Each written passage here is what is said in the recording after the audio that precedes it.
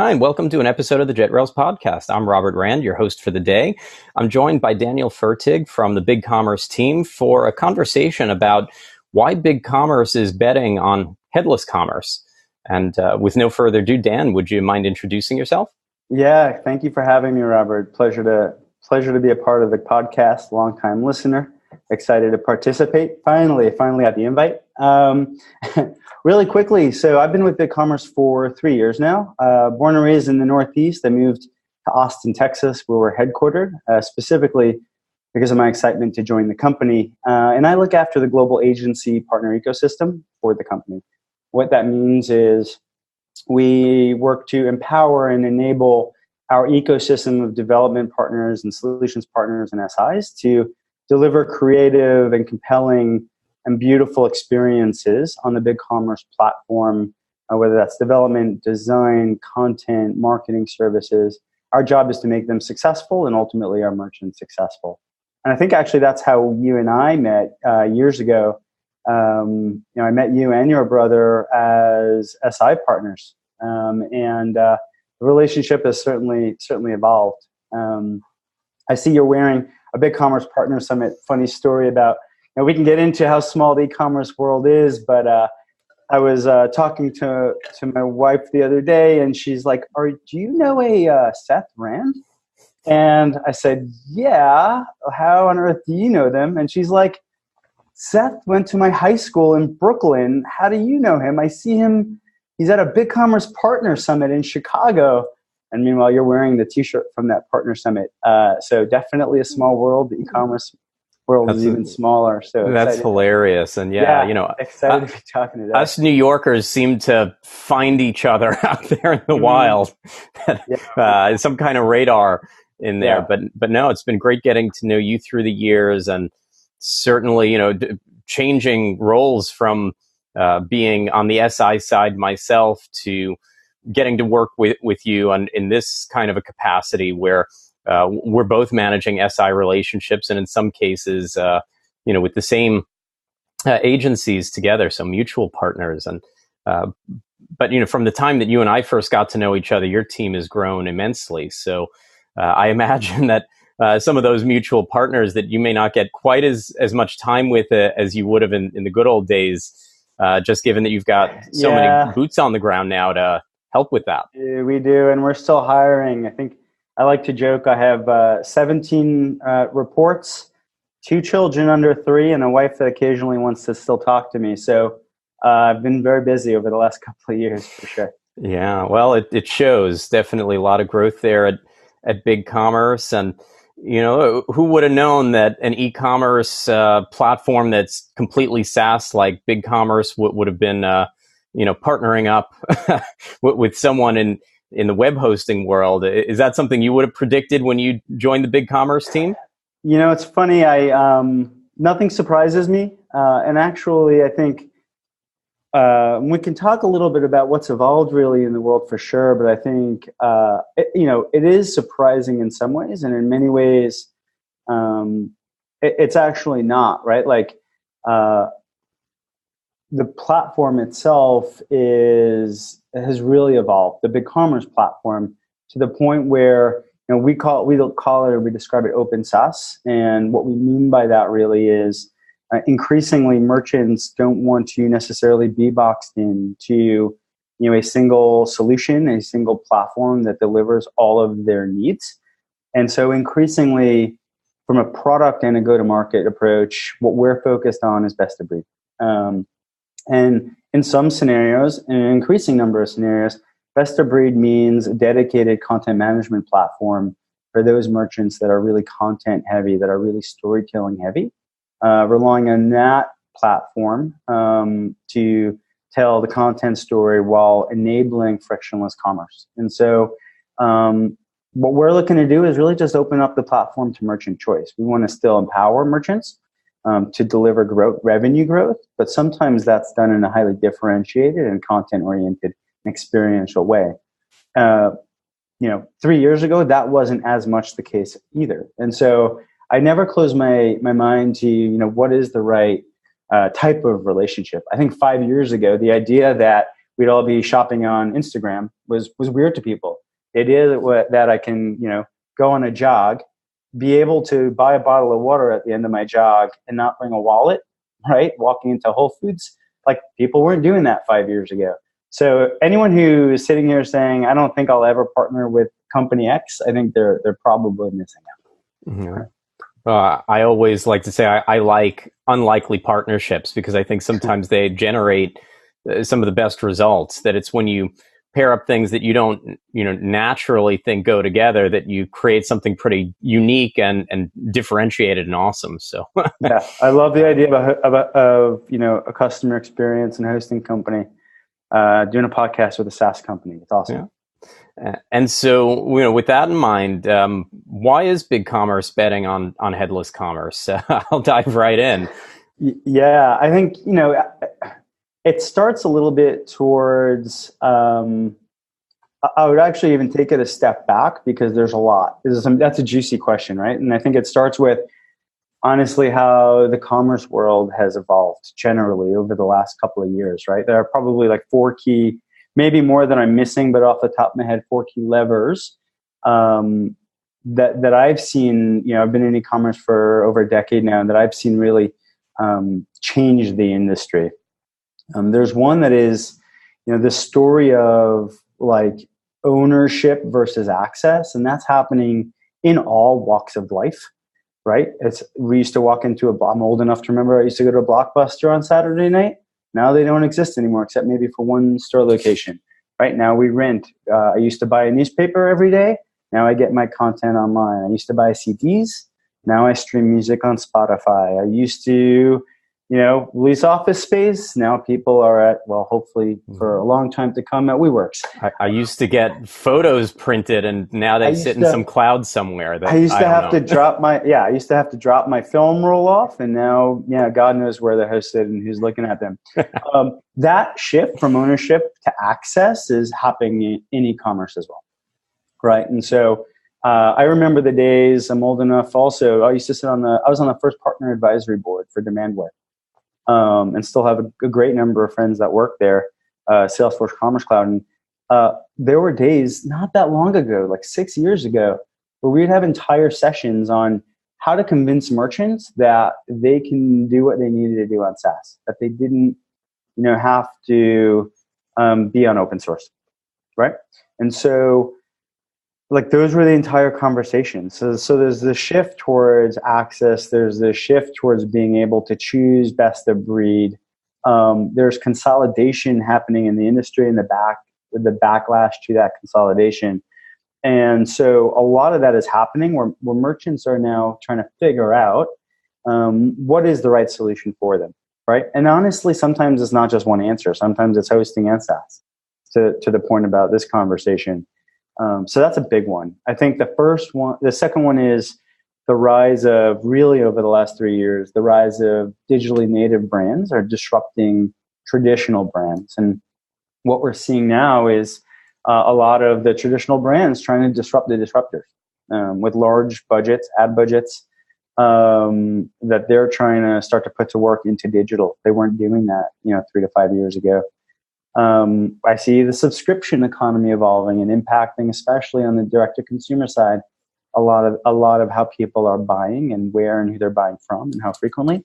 And then, obviously the giant hanging over everything that everybody does, which is Amazon. You can't mention how commerce has evolved over the last few years without mentioning Amazon. And so, when we think about that, it really is, we are at an inflection point in e-commerce where I think everything from the platform to the industry participants to the merchants themselves are trying to figure out what is the right path for me. That means agencies are playing an increasingly important role, but it also means that I believe, and BigCommerce is betting, that if you're willing to offer merchants choice about what works for them, when it works for them, as they continue to evolve, then you're ultimately going to be doing the best service for them in the long term. And what we have found is that increasingly, and why we're betting on headless, is that increasingly, merchants want to be able to decouple the cart. They're kind of expecting the cart to be able to do what they wanted to do in a highly secure and scalable way. But they wanted to couple that and actually just start to think about differentiated commerce experience, experiential commerce. And headless is a really important mechanism to be able to do that. Yeah, So long-winded answer, but hopefully gives you a little bit of context. No, it's true. And look, there's a lot of platforms right now that are getting into different headless offerings. They're not all one and the same. So headless is sort of a catch-all term. But at the same time, we're seeing that, BigCommerce got to market early with some great opportunities. I mean, we partnered up around the WordPress and Drupal communities, being able to host with mission critical hosting, those sorts of sites that are going to leverage BigCommerce as the commerce engine. That's right. On the back end. But, we're excited to see what some of the custom sites that come out are, because, we offer tailored solutions. So we're not limited to working with, prefab CMS systems that, we love the more complex the project, the more fun it is here at JetRails.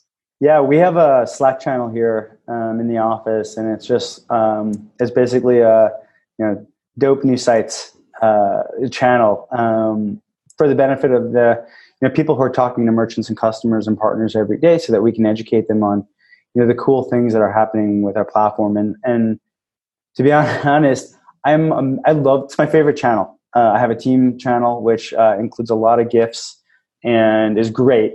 But like the new site channel is, to me, the most exciting one, because I continue to be amazed by what we're able to do with our partners, getting really interesting, really cool sites live on the platform. And the types of sites that are being launched today, when I started at BigCommerce, I wouldn't have guessed that we would be able to deliver. Yeah. And again, it's a big part of that. A big part of that innovation is coming from our ecosystem. Yeah, and I think that's part of the education on market, because what you could do with open source versus SaaS versus what I'll consider a new hybrid model, maybe 5 years ago or 3 years ago or 2 years ago, is different than today. So it's constantly educating the consumer, where, like you say, that folks didn't grow up in the sharing economy that we have today, let alone with the ability to buy that bottle of water without having any cash or credit card or what have you. Just have your mobile phone or something else to manage the checkout. From a retail store, that it's the evolution that's interesting, that we're seeing and doing a lot around progressive web apps, PWA, and some of these other new. And it's funny, you have to be careful how you talk about these things now, whether you talk about it as a standard or a technology or what have you. But these opportunities, as I look at them, for merchants to build a better experience, to give a consumer something that they can't get through just going to Amazon. Owning the consumer, owning the customer relationship is huge, and differentiating that experience is a big part of it. Yeah, I think a lot of that innovation, it's happening every day. This might be the very last podcast ever recorded where two guys are using wires rather than AirPods still, and I really love that about this. But everything is changing on a monthly basis, and what you just described is really to the core of what I said about open SaaS and merchant choice. It's about really what is the merchant looking to achieve? How are they looking to differentiate? And some merchants, we define it as like chore shopping versus experiential shopping, right? And so for chore shopping, you might want a very different experience than you are as a merchant might be thinking of for experiential and differentiated experiences, right? Like if I buy toilet paper and paper towels and shavers, that's about recurring subscriptions. It's about upselling me into, if I own multiple brands, samples of other brands. It's about getting me to adopt more of your products. That's a very different experience, and oftentimes it should be a very different experience than, say, buying a pair of sneakers. It's not to say you shouldn't still think about the end customer experience, right? Like one of our customers sells diapers. It's Pampers, and I can go in. One of my favorite things to do is actually, and I said I have 2 kids under 3. I'll go in and buy off of the website, like different patterns on those diapers for my boys, like that are really cool for that month. Like that's a way to differentiate chore shopping. But compare that to, say, a customer like Firewire, BigCommerce. They're using our BigCommerce for WordPress plugin. They're doing headless. They're hosting separately, right? The front end, decouple the presentation layer from the back end.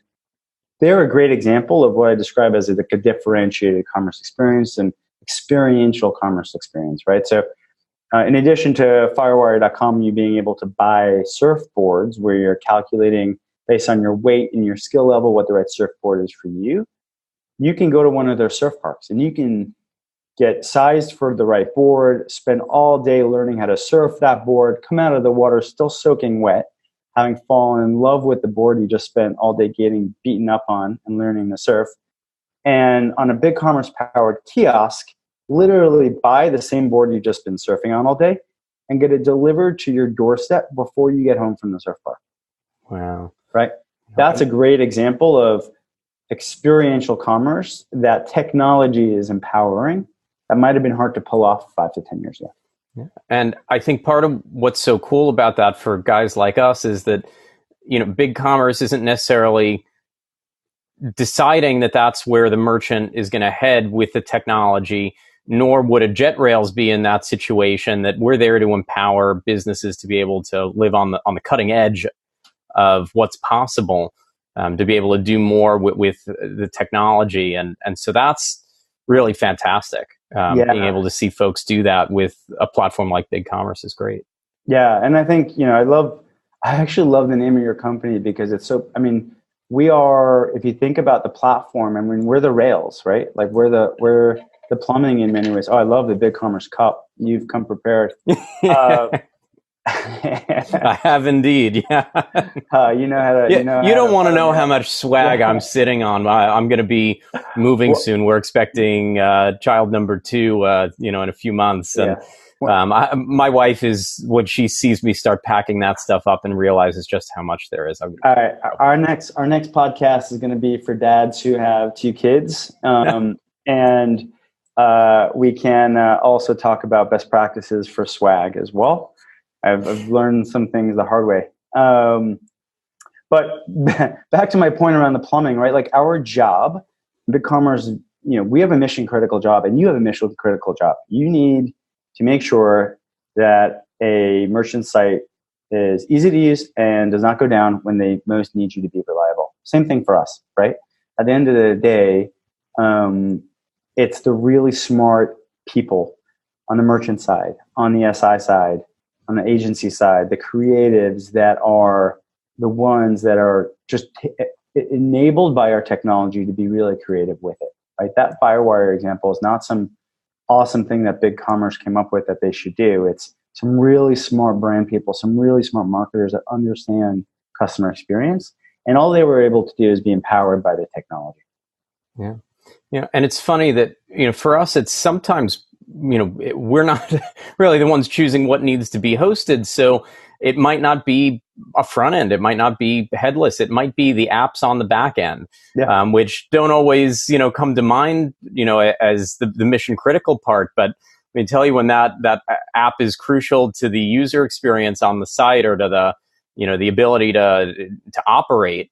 Next thing you know, Black Friday comes and that app isn't, properly secure, scalable, stable, and supported and what have you, being maintained properly in terms of the hosting environment and architecture. All the great platform build, on that SaaS platform, everything else goes down the tubes. So it's funny that, we all follow the market a little bit, and we're there for those that need us. We're always excited when someone comes to us with something new, and we can go out there and try to build a market wherever we want. But at the end of the day, it's some of these amazing agency partners that we have and dev shops and what have you, these SIs that are moving the needle every day, and these merchants that have these amazing developers on staff. Yeah, it's a great point. Like, middleware oftentimes it gets overlooked, and the platform and the hosting company are great. The middleware needs to be developed optimally, and the maintenance of that middleware is just as important as the presentation layer, because at the end of the day, all of the systems need to talk to each other well, and they need to be reliable. Yeah. And so I'll pull it back a little bit back. We touched a bit on WordPress, Drupal, on those sorts of existing groups, and they have their own large communities around the globe. What's it been like for a SaaS provider like BigCommerce to get involved with those open source communities? A learning experience, right? And so we're probably viewed skeptically at first. I think what we have found is that sell is a 4-letter curse word in these communities, right? I mean, if you come into those trying to sell people on your solution, on why you're so great, they will immediately shut down and disregard you. It is really about, what are you contributing to the ecosystem? What are you contributing to the community? How are you benefiting the community, the merchants participating, the vendors participating in the community, both in the form of content, in enablement, in conversation, and product, right? And so we have had to take a step back because we live in a world where we have to hit numbers every single quarter, right?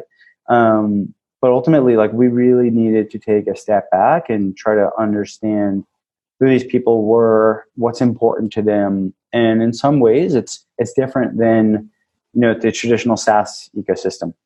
And so that has been a really big learning for us. It's not about selling, it's about contributing, and it's about empowering and enabling. And I know those are buzzy words, but it's so true in that community, in the open source community, in the hosting community. And I think that has been actually in very many ways a good learning for us. We've taken that back, hopefully, in many ways to the broader business, to rethink how we talk about product marketing, how we talk about go-to-market, how we talk about community as well. Yeah, I know that the first partner guest blog post that our team put together for BigCommerce was on WordPress speed. I don't think that one's launched just yet, so spoiler alert there. Excited. But we wanted to be able to provide something that went above and beyond just headless or what have you, but something that was really valuable to the WordPress ecosystem that we love so much. So it's interesting that finding those ways of bringing value and not making it about what we're trying to drive people maybe toward, but rather what their needs are and how we work together, to bring them useful information, things that they can take home with them, regardless of whether or not they're working with JetRails or BigCommerce. It's always important. And it's not, I don't think it's just us either, right? The two industries are blending. SaaS and open source, SaaS and hosting are blending. Salesforce just put hundreds of millions of dollars into Automatic. Yeah. Right. Salesforce is literally synonymous with SaaS. They're a pioneer in the industry, and they just invested into a hosting platform. Absolutely. And above and beyond that, Salesforce, Commerce Cloud, Demandware, in essence, part of Salesforce just made that huge investment into Automatic, who's going to take a chunk of that money toward some of their solutions in market with Woo. And so it is really an interesting play.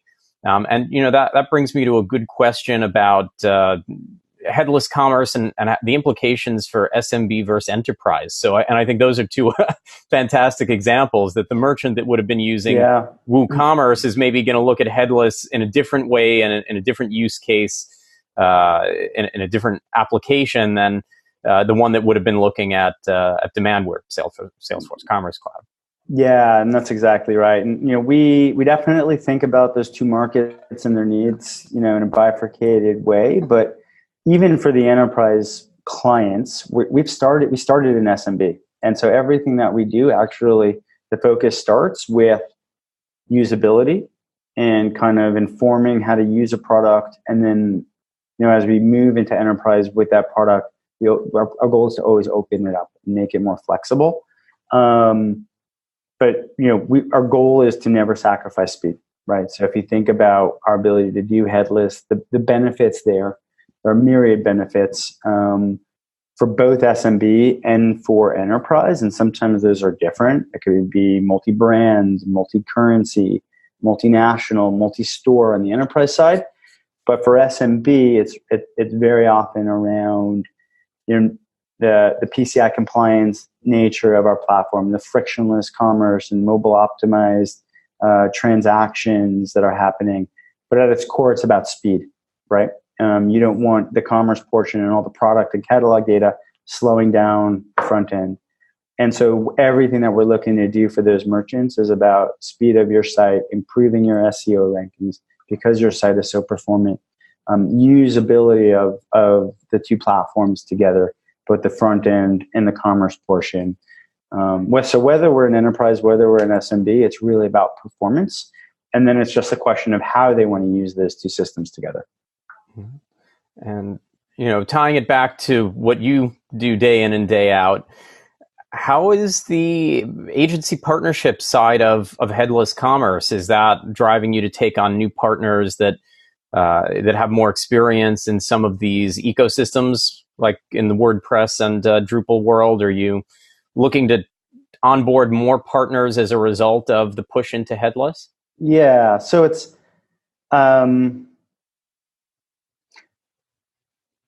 let me start by saying, I would say with headless, as it is with our core platform, with headless, the real value starts with people, right? And so, JetRails, one of your core differentiators is the people, right? It's the expertise, it's the support. Is somebody going to be there at 3 a.m. on a Tuesday night when they need you most? Commerce has been about people for thousands of years, well before e-commerce was a thing. And in very many ways, it's still about the people. And so it's even more important for the agencies to adapt to what has been happening over a number of years now, which is the blending of content and commerce, right? I have at our upcoming partner summit in October, and I believe I'll be seeing you and shaking your hand face to face. Absolutely. One of the dedicated sessions that I'll be helping to facilitate is the future of digital agencies. And I do firmly believe that agencies that are thinking about content and experiences just as much as they're thinking about conversion rate optimization and cart and checkout are the ones that are going to be adding the most value to customers at the end of the day. And so if anything, headless has given partners more responsibility and more freedom in many ways to serve end customers. And yes, to answer your question, I think it has opened up the types of agency partners that have taken an interest in BigCommerce, in the communities of WordPress and the communities of Drupal.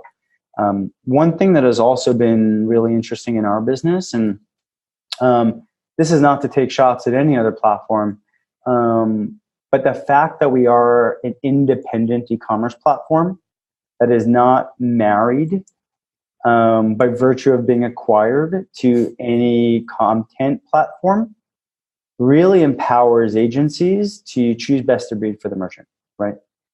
None of our reps are paid extra if a merchant goes to buy this front end versus that front end. It very much is about finding the right solution for the merchant.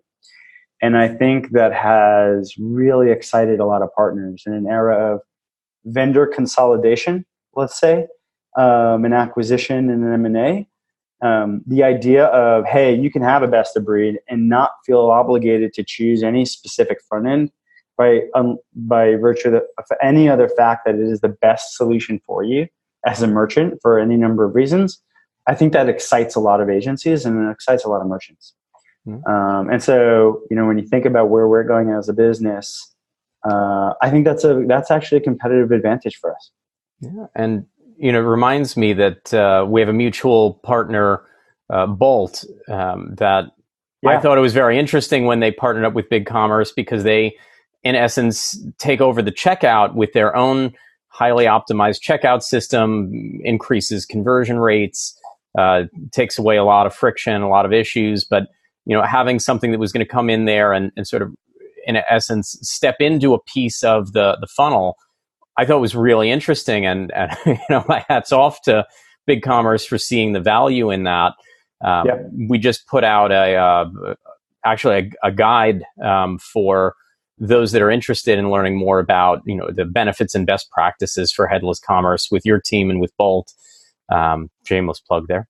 And, I have read it. It is a good read for anyone who's not had a chance to download it yet. Yeah. So it's good stuff. That I think that there's back to sort of the beginning of today's podcast. Some of those unlikely partnerships and alliances can really pan out well. Yeah, and I think that's a good example of a partner first mentality, right? Where our job is to implement best practices across checkout. We serve close to 70,000 merchants at this point, and honestly, not everyone is going to have the same checkout flow, and not everyone is going to have the same requirements. And so, a lot of the innovation happens with our ecosystem. And so by having a partner first mentality, rather than having to own all parts of the ecosystem, we're empowering innovators, whether it's in checkout, whether it's in email, right? Whether it's in payments. We want to empower innovators that are happening around our platform to go in and identify opportunities for improvement for BigCommerce merchants. Because at the end of the day, that's what it's about. It's about success for BigCommerce merchants. And we don't have to own every component of that for every single merchant. Our goal is to have best of breed partners, whether that's JetRails, whether that's Bolt or anybody else, and let them continue to innovate around our platform as well. Mm-hmm. And I know I'll see you in a few weeks for that partner summit that you mentioned earlier. So that's always exciting to get to come out to Austin, keep things weird out there, as they say in Austin. We will definitely have to do some barbecue. Absolutely.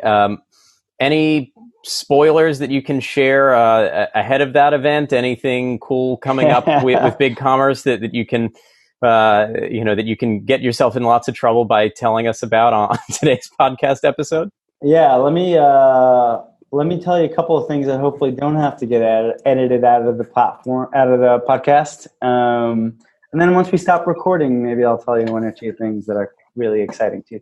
I think the nice part about working here is we've been pretty transparent, frankly, about the roadmap. We do our town halls pretty regularly every single month. So pretty transparent about the roadmap, some cool things.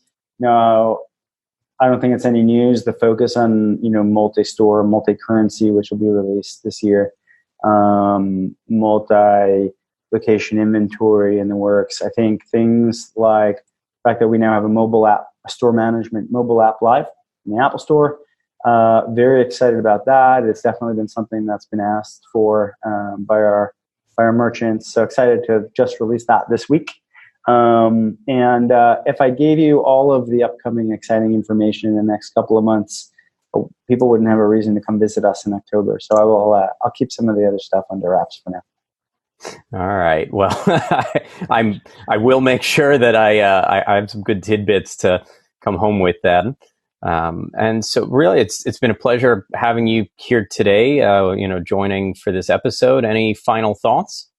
No, I mean, we, first of all, I'm really excited to have gotten to do this podcast. And always fun having conversation with you, whether it's being recorded or otherwise. And I'm sure we'll have lots more to talk about when you're over here. But open SaaS, headless commerce, those are not fads for us. They're very much where our merchants are looking to go. And it's so, that is, when you think about where BigCommerce is going over the next couple of years, we want to continue to offer the best in usability with the best of openness to continue to disrupt the mid-market and the enterprise space. Open and headless are really key parts of that disruption model. And so partners like you are going to continue to play an increasingly important role in how we go to market. So excited to work with you. both in a personal and a professional level as well. As always. Well, thank you so much for joining. Thank you to our listeners for tuning in for another episode of the JetRails podcast. If you have questions, thoughts, comments, feel free to reach out at JetRails on Twitter, LinkedIn, Facebook. Certainly you can reach us at jetrails.com if you have thoughts for a future episode or on this episode. We'd love to hear from you. Thanks and happy selling. Cheers. Thanks for having me.